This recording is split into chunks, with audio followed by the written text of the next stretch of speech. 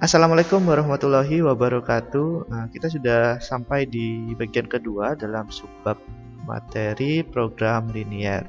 Nah, di pertemuan sebelumnya kita sudah belajar tentang sistem pertidaksamaan linear dua variabel yang merupakan dasar kita menyelesaikan sebuah permasalahan dalam program linear.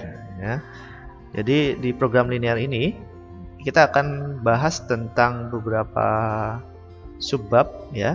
Yang pertama itu ada model matematika, kemudian fungsi tujuan, serta menentukan nilai optimum fungsi tujuan. Ini yang materi-materi yang ada di program linear.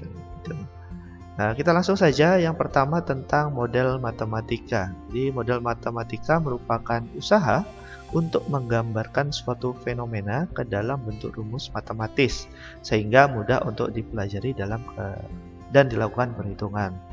Jadi inti program linear ini sejatinya merupakan terapan dari matematika dalam kehidupan sehari-hari. Nah, bagaimana kehidupan sehari-hari, fenomena kehidupan dalam bentuk usaha tertentu khususnya ya, kita melakukan perhitungan dalam suatu model bentuk matematika. Nah, model matematika tersendiri pada permasalahan program linear itu berupa sistem pertidaksamaan linear dua variabel. Nah, dari kemarin kita belajar dulu tentang sistem pertidaksamaan linear dua variabel. Dan nantinya SPTLDV tersebut ya akan kita gunakan sebagai pembatas ya, dinamakan pembatas atau kendala. Oke, sebagai contohnya seperti ini ya. Ini adalah kasus dalam kehidupan sehari-hari. Seorang distributor buah akan mendistribusikan 80 ton buah dari gudang ke pedagang pengecer. Nah, untuk keperluan tersebut, ia menyewa dua jenis truk. Nah, truk yang pertama ya jenis 1 dengan kapasitas 4 ton dan truk jenis 2 dengan kapasitas 3 ton gitu ya. Nah, distributor tersebut hanya dapat menyewa truk sebanyak 24 kali jalan. Kemudian jika X menyatakan banyak truk jenis 1 dan Y menyatakan banyak truk jenis 2, tentukan model matematikanya. Nah, ini kan kasus yang sering kita temukan sehari-hari. Misalkan kita adalah sebuah distributor, kita ingin mendistribusikan 80 ton buah dari gudang. Nah, ada dua opsi ya, menggunakan truk 1 dan 2. Nah, dengan kapasitas masing-masing 4 dan 3, dan jumlahnya kita menyewa truknya itu hanya maksimal 24. Nah, gimana cara kita memetakannya dalam model matematika? Oke, kita langsung saja. Ya, ini adalah soalnya sama. Nah, untuk model matematikanya akan seperti ini. Langkahnya seperti ini. Yang pertama kalian tentukan dulu variabel X dan Y-nya. Ya, kalau ini dari soal, alhamdulillah kita sudah dikasih tahu ya. Jika X menyatakan jumlah truk jenis 1, Y menyatakan jumlah truk jenis 2. Nah, kalau misalkan tidak eksplisit disampaikan X yang Y, kita juga bisa menerkanya dari kalimatnya gitu kan. Ada dua jenis variabel yang berbeda, truk 1, truk 2 sebagai variabel X dan Y. Jadi kita misalkan truk 1 sebagai X, truk 2 itu sebagai Y. Selanjutnya, nah perhatikan kendala atau permasalahannya. Permasalahan yang pertama, kalian lihat sebagai seorang distributor, dia punya 80 ton buah. Kemudian dengan dia ingin memindahkannya dengan kapasitas ya itu hanya 40 ton dan 3 ton saja. Ya, sehingga permasalahan pertama kita punya masalah bahwa ada 82 ton buah ya, kapasitas maksimumnya ada 80 ton buah. Dengan kapasitas truk satunya itu hanya 4 dan 3 ton. Dan yang kedua, nah, jumlah sewa truknya juga menjadi kendala. Dia hanya dapat berjalan sebanyak 24 kali. Oke, dari poin kedua tersebut kita dapat nyatakan dalam bentuk pertidaksamaan. Ya, pertidaksamaan seperti apa? Ya, seperti berikut. Jadi 4X plus 3Y kurang dari 80. Kemudian yang kedua, ya, jumlahnya 24 kali berarti X plus Y itu kurang dari 24. Oke, ini gimana caranya? Kita lihat aja ya, 4 dari truk 1 ditambah dengan 3 truk 2 itu kurang dari 80. Mengapa kurang dari? Karena maksimum buahnya hanya 80 ton. Ya. Sehingga kita menggunakan tanda kurang dari 80 karena maksimumnya hanya 80, tapi boleh kurang. Ya. Berbeda kalau misalkan minimum. Kalau minimum dia lebih dari itu. Kalau di sini jumlah keduanya 24 kali, berarti X plus Y kurang dari 24. Nah, ini adalah bentuk dua pertidaksamaannya. Selanjutnya, nah, oke, poin yang keempat. Nah, ini sebagai seorang pengusaha kalian dituntut untuk kerja, maka ada dua pertidaksamaan tambahan. Jadi pertidaksamaan ini sifatnya adalah umum, ya, general, yang tidak ada tertulis langsung di soal atau eksplisit, ya. Sifatnya tidak ada langsung. Nah, kenapa harus ada seperti ini? Begini, sebagai seorang distributor dia ingin memindahkan 80 ton buah yang menggunakan truk 1 dan truk 2. Ya, tidak ada nominal truk itu yang nilainya negatif. Ya, pasti harus positif, ya. Paling enggak kalau misalkan dia nggak make, kemudian ya paling enggak dia make 1, 2, 3 dan seterusnya. Jadi tidak ada benar-benar nilai yang negatif. Maka ini juga harus perlu sebagai pembatas dalam sistem pertidaksamaan linear dua variabel yang ingin kita gunakan. Oke, dari 4 itu sehingga kita dapat kumpulkan SPLTV-nya adalah sebagai berikut.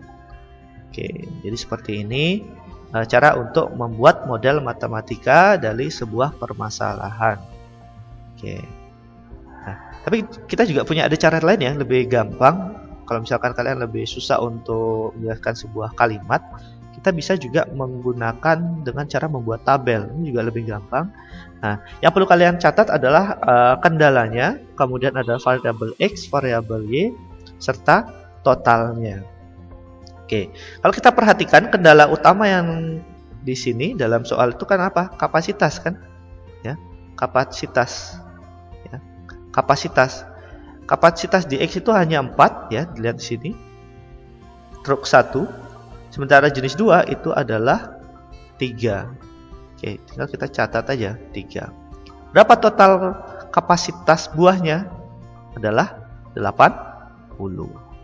Tuh, kemudian untuk sewanya, ya, distributor hanya dapat menyewa truk sebanyak 24. Berarti informasinya hanya 24 kan? 24. Sewa X-nya adalah 1, Y-nya adalah 1. Nah, dari tabel ini kita bisa membuat langsung ke bentuk pertidaksamaannya. Oke, 4X kita dapat dari sini ya, 4X, kemudian 3Y ya, kurang dari 80. Nah, kurang dari dapatnya dari mana? Kurang dari karena maksimumnya adalah 80 ton gitu. Kemudian yang kedua, sewanya berarti sewa satu truk ya, tambah satu sewa truk Y itu sama dengan 24. Caranya sama. Dan yang ketiga sama, kendala umum seperti yang saya jelaskan tadi, dia tidak menyatakan batas tertentu, maka dia pasti bernilai positif ya. Karena tidak ada dalam kendala itu bernilai negatif. Oke, sehingga SPL-nya bisa kita tentukan sebagai berikut. Ya, ini gampang sekali untuk membuat model. Mungkin kita harus lebih banyak membaca dan melatih model soalnya sehingga kita sudah terbiasa untuk menyelesaikan model matematikanya. Oke, itu tentang model. Kita lanjut ke fungsi tujuan. Fungsi tujuan disebut juga fungsi sasaran atau fungsi objektif. Nah, nilai dari fungsi tujuan itu tergantung dari nilai X dan nilai Y-nya. Nah, yang memenuhi kendala. Nah, rumusnya fungsi tujuan itu bisa kita nyatakan dalam bentuk Z itu sama dengan Fx, Y ya, sama dengan AX plus BY. Nah, ini sesuai dengan fungsi tujuan masing-masing. Ya, kita tinggal memasukkan aja input nilai X dan Y-nya ke dalam persamaan. Nah, mudah sekali. Kemudian nilai fungsi tujuan bisa di minimum dan maksimum. Ya, nilai minimum atau maksimum disebut juga nilai optimum ya, atau nilai ekstrim. Oke, ini perlu kalian pahami. Selanjutnya, untuk menentukan nilai optimum dan optimum suatu fungsi tujuan, sebenarnya ada dua cara. Yang pertama menggunakan metode simplex ya. Metode ini akan kalian pelajari di perguruan tinggi karena metode ini menggunakan sebuah program ya dengan penalaran yang saya rasa itu lebih tinggi ya, makanya akan dipelajari di perguruan tinggi. Atau dengan cara yang kedua dengan menggunakan metode grafik. Nah, untuk metode grafik sendiri itu terbagi menjadi dua. Yang pertama menggunakan uji titik pojok, kemudian juga menggunakan metode garis selidik. Dan pada kesempatan ini kalian akan lebih banyak, kita akan belajar tentang metode menggunakan uji titik pojok karena ini lebih efisien dan lebih mudah untuk kita pelajarinya. Nah, contohnya seperti ini. Sebuah tempat rekreasi setiap hari menjual tidak lebih dari 1000 lembar tiket. Nah, tiket terdiri dari tiket dewasa dan tiket anak-anak. Tiket dewasa yang terjual setiap hari tidak kurang dari 100 lembar, sedangkan tiket anak-anak yang terjual tidak kurang dari 200 lembar. Tiket dewasa itu dijual dengan harga 25.000 per lembar, sedangkan tiket anak-anak dijual dengan harga 15.000 per lembar. Nah, berapakah kira-kira ya pendapatan maksimum yang dapat diperoleh tempat rekreasi tersebut dalam sehari? Oke, kita masuk ke latihan soalnya ya, coba kita jawab. Nah, seperti itu. Kita lihat permasalahannya. Langkah yang pertama kita harus buat adalah SPL DV-nya dulu ya, seperti tidak samaannya dulu. Dengan cara kita cari dulu variabelnya ya. Variabel yang pertama kita anggap misalkan X-nya itu adalah tiket dewasa, kemudian Y-nya itu adalah tiket anak-anak itu ya. Nah, selanjutnya kita buat tabelnya. Kita buat kendalanya ya, kemudian X, Y, kemudian adalah total. Sekarang kita masukkan kendala yang pertama itu adalah jumlah dari tiketnya ya, karena maksimum jumlah tiket yang terjual itu adalah 1000 ya. Kita bikin seperti ini. Kemudian dalam soal juga dinyatakan bahwa minimum, jadi sehari itu minimal dia menjual tiket dewasa sebanyak 100 lembar, sedangkan minimum untuk tiket anak-anak itu dia menjual sebanyak 200 lembar. Maka tabelnya kita buat seperti ini. Nah, kemudian kita susun SPL sistem pertidaksamaannya. X plus Y kurang dari sama dengan 1000 ya, karena maksimalnya 1000. Maka kita buat kurang dari 1000. Kemudian X ya lebih besar dari 100 karena minimal dia menjual 100, dan Y pun sama, lebih besar dari 200 karena minimal dia menjual sehari 200. Jadi ini tiga pertidaksamaannya yang bentuk sistem pertidaksamaan linear dua variabel yang bakalan kita gunakan ya. Oke, kita lanjut ke langkah selanjutnya, yaitu kita buat grafik sekarang ya. Grafiknya seperti biasa kita buat grafik ya, sumbu X dan Y. Kemudian kita selesai gambar sistem pertidaksamaannya satu-satu. Nah, kita mulai dari yang general dulu ya. Yang umumnya dulu adalah X. Kita buat garis X sama, berarti batasnya di X 100 gitu kan. Tinggal kita buat garis saja. Kita buat garis lurus seperti ini. Nah, kemudian yang lebih besar berarti yang ke kanan. Nah, ini cuma kita simpen aja, kita tidak perlu banyak-banyak ngoret ya. Yang selanjutnya kita garis yang Y ya, di Y sama dengan 200, berarti titiknya adalah 200. Sama kita buat garis ya, Y sama dengan 200. Kemudian yang lebih besar berarti yang ke atas. Oke, gitu. Kita lihat cuman dari tandanya saja kita sudah bisa buat. Tidak perlu kita banyak ngarsir ya. Oke, selanjutnya kita cari di persamaan utamanya, yaitu X plus Y kurang dari 1000. Nah, ini kalau kita misalkan berarti kan Y-nya 0, X-nya 1000. Kalau Y-nya 0, X-nya 1000. Tuh. Ini gampang, tinggal kita buat garis yang sama juga.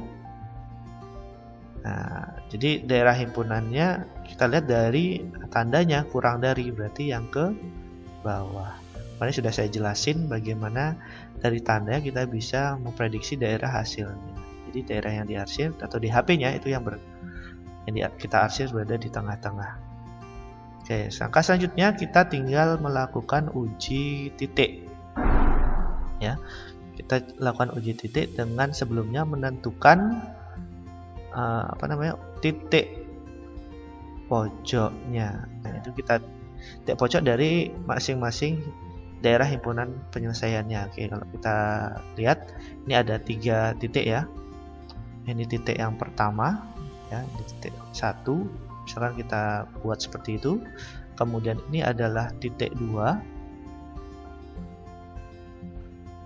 Selanjutnya ini adalah titik 3. Oke.